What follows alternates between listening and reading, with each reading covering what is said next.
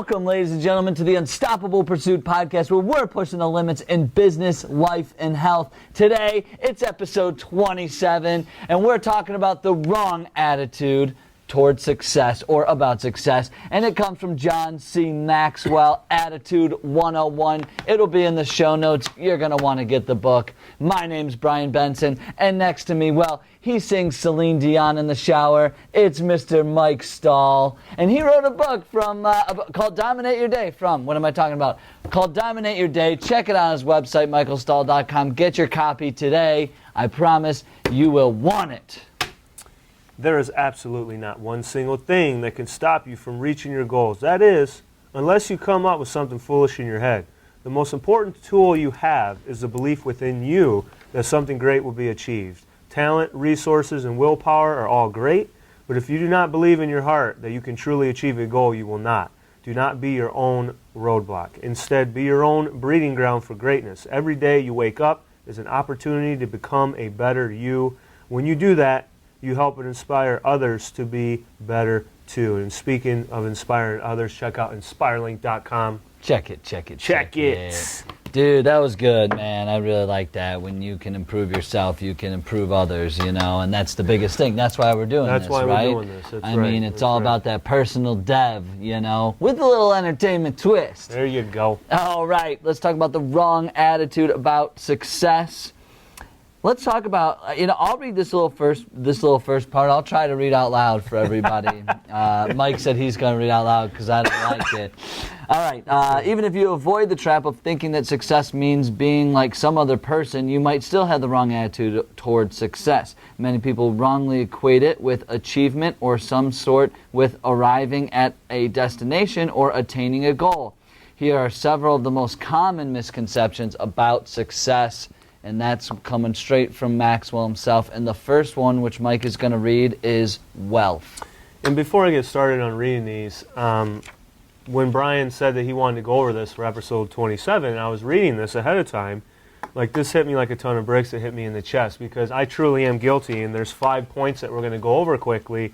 Is I am truly guilty of every single one of these along my journey. Like, truly, I've had to...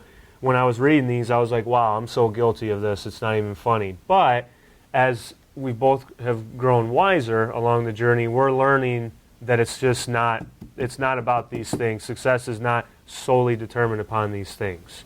Okay, I agree, 100%. I've been there. The first one is wealth. Probably the most common misunderstanding about success is that it's the same as having money. A lot of people believe that if they accumulate wealth, they will be successful. But wealth doesn't eliminate current problems, and it introduces many new ones. If you do not believe that, look at the lives of lottery winners. Wealth does not bring contentment or success. More money, more problems. More money, more problems. I was about to say that. Glad you said it before me.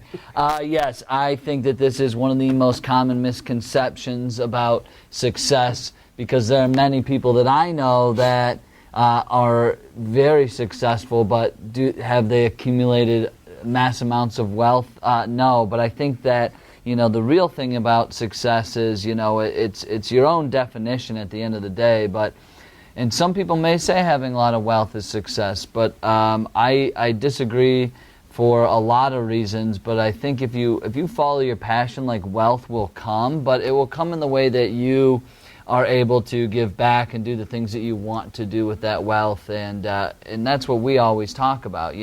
I used to think back in the day, if I don't start the next Facebook or billion-dollar company, like I didn't make it. I used to think that way, like it had to be about money. Like if I didn't have millions of dollars, then I wasn't successful. But it also comes down to happiness for me. But I think that it is such a common misconception. And he brings up the lottery winners. And if you ever watched that show? I was going to bring it up. All right. Well, I'll pass that on to you because it is. Yeah. People are not always happier when they have significant amount of wealth. I know more unhappy million and billionaires than anybody. Right.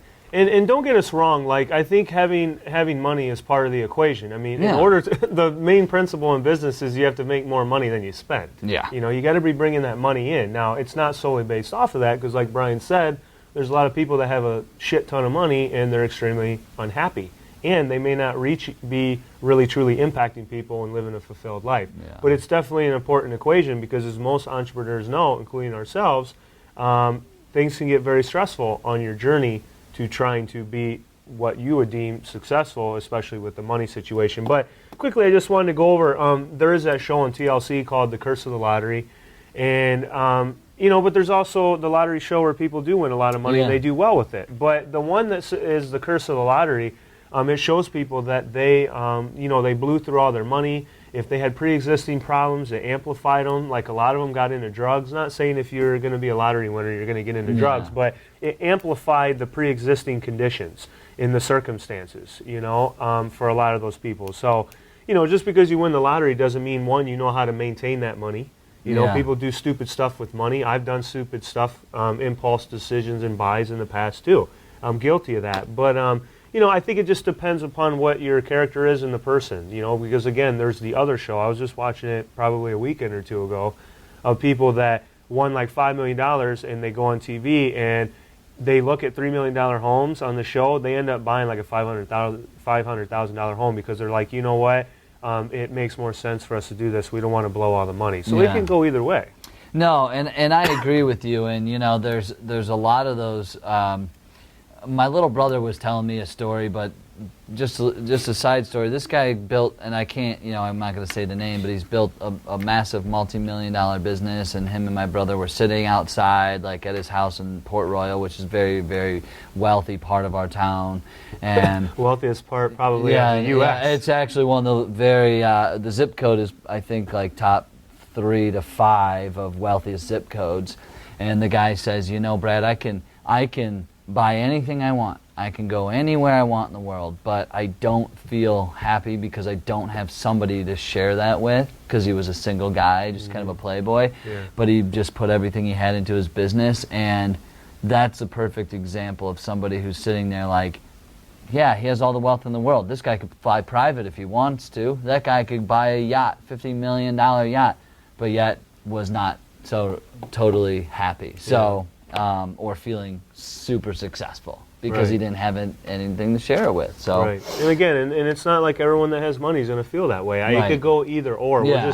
We're trying to give both sides of the story. Exactly. And saying that just because you have a shit ton of money doesn't mean you're going to be happy or successful. Exactly. Number 2, a special feeling. Another common misconception is that people have achieved success when they feel successful or happy.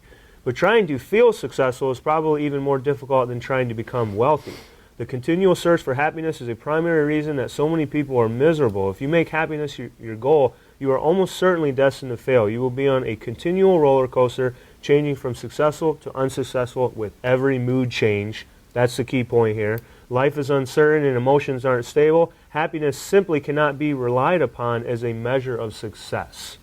I have sort of a different look at this. Like, I believe when you ask yourself why enough, why am I doing this? Why did I start this business? Why did I get married? Why you go so much. And I just finished the book Delivering Happiness, and he talked about this, is when you ask yourself why enough, eventually most people, and he found this in statistics, most people will come to the answer of, because I just want to be happy.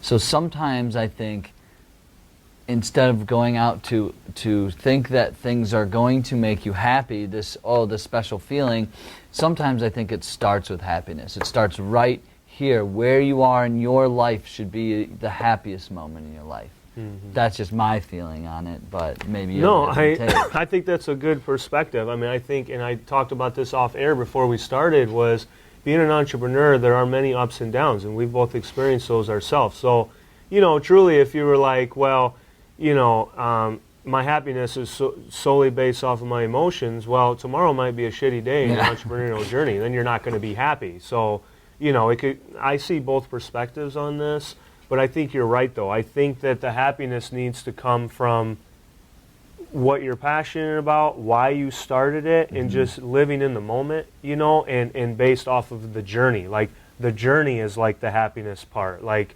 of course, you're going to face a ton of adversity. We've done a complete podcast on that. So, a special feeling, it's going to be an emotional roller coaster. It really is. But I agree with what you're saying too. And that's the interesting thing is the book that you read that out of, that guy that wrote that may have a totally different perspective than Maxwell, right? Yeah, this is totally. Maxwell. Yeah. So that goes to show you that, what works for one entrepreneur may not work for other. But again, it's our duty just to give you guys both sides of the story. And I do think that, and Mike is right. You're going to have so many adverse things that are going on. I wouldn't ever start something or just start like thinking that if I ask this person out or if I start this business, I'm going to be happy. Like it can't be a thing that's out there that like an end result type of thing. It's an ongoing thing. Yeah, it is an ongoing thing, right? If the end result is I'm going to be happy because I did this, I don't think that that's a reason enough to start it. Because again, you could hit the adverse wall and be like, oh shit, I'm not happy anymore, and then you'll quit. Because if that's all you were chasing was happiness. And then you're going to find unhappiness immediately, trust me. Mike knows and I know. Starting our own businesses, you've been unhappy in the health and wellness space. I've been unhappy in the education, Inspirelink space. Like there's days where I'm really unhappy, but I'm doing it because I'm doing it more for the impact, not because it's going to, at the end of the day, make me super happy. Right. And that leads into the next point too, talking about like wanting something and then you get it. Then that happiness, like really it's only there for a little bit. Number 3 is specific and worthwhile possessions. Think back to when you were a kid. Chances are there was a time when you wanted something badly and you believed that if you possessed it, it would make a significant difference in your life. And the author says when he was 9 years old, it was a burgundy and silver Schwinn bicycle. When he received it for Christmas, but as soon he discovered that it didn't bring him the success or long-term contentment he had hoped for. That process has repeated itself in his life. He found that success didn't become when he became a starter on his high school basketball team, when he became the student body president, or when he bought his first home. It has never come as a result of possessing something he wanted. Possessions are at best a temporary fix. Success cannot be attained or measured that way. And that's kind of what you were talking about before. Yeah. Whereas, and that's, I'm guilty of that too. Like, there's specific sports cars that I would love to have, or, materialistic possessions, but I have to remind myself that, that's not a long-term thing. Yeah, right. Like, first day it's going to be awesome. Second day it'll be pretty cool. Third day, I'll probably just give the Lamborghini to Brian and say, here, you can have it. It doesn't make me happy anymore. And then go buy another one and repeat this vicious cycle, and then I'm unhappy. So take notes, okay?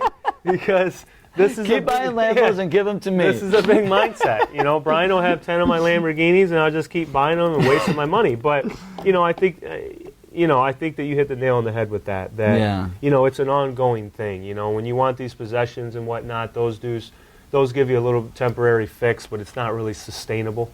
Yeah, it's really not, Mike. And none of these things at the end of the day, like, you can take to the grave. Like, you can't take your Lamborghini and put, unless you were super wealthy. I want to be buried in my Lamborghini under the ground. How sick would that be? I don't want to be in a coffin. Bury me in a Lambo. I'm being such a hypocrite on this episode. But you know what? It's true. Like, I truly think more people should seek significance over success. And that means by how many people are going to show up at your funeral at the end of the day? These possessions and things they're like an orgasm. They're only going to last for a few seconds. Yeah. But then, okay, so what? And you know what I mean? Maybe even shorter. You may even shorter. You may still be a virgin listening to this. But yeah, that's how I feel about like super great possessions. And like you said, yes, you and I really do want things. I saw a purple Lamborghini, by the way. It was like deep purple in town. Oh my God, dude! I was like, I would love that car. It was like the Joker's suit. It was awesome. But I look at that and go, I really, really want that, but that won't define me that's not going to define my success. Exactly. Boom. And that's the point I want to make. I'm sorry to interrupt, but what I do want to say is these points that we're going over, like, I want wealth. Yeah. I want a special feeling. I want specific possessions. I want power. I want achievement. But the point of this is those aren't going to define the success. Yeah. Those are just kind of like things along your journey. Those that things may will come happen into your life. Yeah. Exactly. It's good to have them as goals. It is great to have wealth and awesome yachts and things as a goal to get, but don't have that attitude that it's, hey, if I have this, I'm successful. Yeah, it's your end-all, be-all. Yeah. Because it's not. Okay. Are we done with that one? Yeah. Okay. I'll speed through these. Number 4, power. Charles McElroy once joked, power is usually recognized as an excellent short-term antidepressant. I love that. That statement contains a lot of truth because power often gives the appearance of success, but even then, again, it's only temporary. You probably heard the quote before from the English historian Lord Acton. Power tends to corrupt, and absolute power corrupts absolutely. Abraham Lincoln echoed that belief when he said, nearly all men can stand adversity, but if you want to test a man's character, give him power. Power really is a test of character. In the hands of a person of integrity, it is of tremendous benefit. In the hands of a tyrant, it can cause terrible destruction. By itself, power is neither positive nor negative. It is not the source of security or success. Besides, all dictators, even benevolent ones, thank you, Brian, I got a tongue twister on that one, eventually lose power. Yeah, it's true. Power will come to an end at some point. I mean, we've looked at it throughout history. I mean, you could go through every world leader that has lost power. I mean, we know that like just Obama. happens. Obama was very powerful for 8 years, and he still will contain some power, but even his time's kind of coming to an end. Exactly. Now. Like, your dynasty will come to an end. That's why you can't hang your hat of, I'm successful because I'm powerful. And just another part of this seeking power is like, I think about the President of the United States. They are probably one of the most powerful people in the world, but yet they make $400,000 a year. That's a great point. You know what I mean? Like, that's a great point. I know, we know billionaires that $400,000 is like 4 cents to you. The president's making league minimum of a basketball player sitting the bench in the NBA. Exactly. Exactly. Yeah. And so to me is like, what is power? Okay, maybe he can say some things. Yes, okay, he has a lot of power to do things, but a billionaire could buy him out 2 times over. Yeah, so to me, it's like, I see wealth as power, but maybe that's, another conversation for another day. But I just don't think that power will come to an end, and don't hang your hat on it. Because even look at powerful singer like Billy Joel, Elton John, like the Beatles, like yes, they were so powerful throughout their era, but now it's like they're not even, I mean, some people don't even know who they are. It's like when Kanye came out with that song, everyone's like, so cool, he's like hooking up with this new artist named Paul McCartney. I love how he gives him a new chance. I was like, oh my God, Paul McCartney changed music. Kanye has not. Like, trust me. And that's the key point, I think. Like, power is important because it can be influential. And that's my point. Like, I think of someone like Ellen DeGeneres. Right. Ellen DeGeneres is a very powerful woman, but she does a lot of good too. Like, I like Ellen because she's always talking about, treating people right, and she's helping people out all the time. She is using her power to better the lives of people around her, but I don't think that she would determine her success by her power, but it's definitely part of the equation. It depends on how you use your power. If you use it for good or you use it for bad, that's what's going to determine your legacy long after you lose your power. Right, I agree. 100%. Number 5, lastly, achievement. Many people have what I call destination disease. I've had this at one point in time. I am now cured from it because I had to man up. They believe that if they can arrive somewhere, attain a position, accomplish a goal, or have a relationship with the right person, they will be successful. At one time, I had a similar view of success. I define it as a progressive realization of a predetermined worthwhile goal, but over time I realized that the definition fell short of the mark. Success isn't a list of goals to be checked off one after another. It's not reaching a destination. And the key point here that he says at the end is success is a journey. Yeah, and Mike, you already mentioned that, so there's not much to go into this, but yeah, you success is the journey. It's what you build and what you impact, and I got a book signed by the founder of Best Buy, and I'll never forget it, but he wrote in the book enjoy the journey. And that has always stuck with me because that is the success. It's that legacy that you build along the way. And to me, that's the most successful thing that you can do. Yeah, and this, I think number 5, this last one, before we wrap this up and go on to the challenge, is I think number 5, the achievement one, is the one I struggle with the most. When I moved from Ohio to Florida, I had all these goals and these specific things that I wanted to do. I wanted to become the best personal trainer. I wanted to be on the cover of magazines. I wanted to get on TV. But I noticed as I did that, I'd go on TV and we'd go live for like 3.5 minutes, and then I was driving home on the highway. And I'd call my mom, and my mom's like, how'd it go? And I'm like, it went great. But it was they gave me 3.5 live minutes, but it's done. So yeah, I achieved that, but now it's like, then I'm like, well, what's my next achievement, you know? And my mom would tell me, she's like, you need to just appreciate, like, go ahead and achieve those, that's awesome, but just think about the journey, enjoy the journey, like success is a journey. You know, I started getting into the idea of, well, I need to achieve this next thing, and then this next thing, and this next thing, but I was forgetting about all the time in between. I was living like achievement to achievement, which was kind of, I don't know, empty. It can be empty, You know because what I I mean? know how you feel. Like I've had an article in the newspaper. I've been on the news and things, and you have certainly done that 10 times over. You've been on how many shows, how many magazine covers, all I'm this stuff. successful, Brian. Yeah. But that's what I mean. It's like, it's such like this, it's again that, it's like this, it's just such a short, like, piece of the puzzle. Like, and yes, you should, like, say it was awesome, but, like, you know, you should enjoy those moments. You really, really should. But it definitely doesn't say you're so successful because you were, you know. There was a quote in a book, and I don't know what it was, but he said that, you know, you're in a constant state of stress if you're looking for that next best thing. Yeah. And then you get there, but then you're like, no, but now I got to go to this one, I got to go to this one. Like, and you're not enjoying the journey. Yeah, you're not enjoying those forget. gaps between the achievements, Yeah. and you're living one achievement at a time. You're in a constant state of stress, and that's what I was feeling.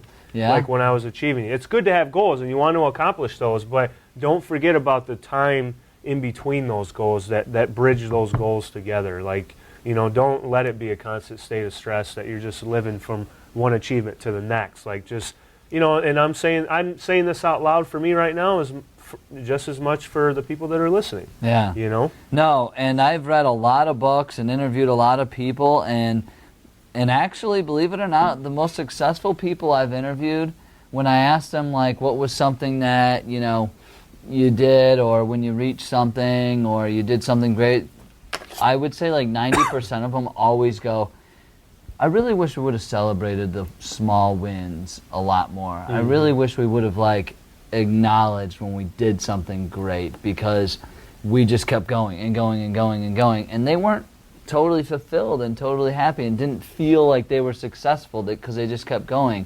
And they always say that, and I always think that in my head. I'm like, when I start building this company, like, if there's a win, we're going to celebrate it, because I just think that it's worth it.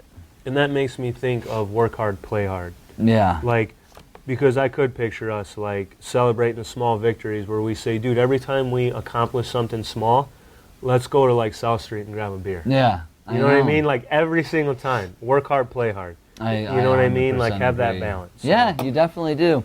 All right, ladies and gentlemen, we're going to get to the challenge. So that is, don't envy or compare yourself. That is your challenge. Do not envy or compare yourself to anybody. Do not. And I bring that up because some of these things in here, if these are some of the things, you're having this wrong attitude about wealth and special feeling and possessions and power and achievement, you may look at somebody and say, oh, they have that, they have that. I'm telling you right now, just because they post them on a private jet on Facebook doesn't mean they're super freaking happy. And somebody's always going to have more stuff than you. And somebody's always going to have and more money. So you can't compare. And it goes back to, actually, I think one of our teaser videos, but it's always, you have to compare yourself to yourself at the end of the day. Yep, that's right.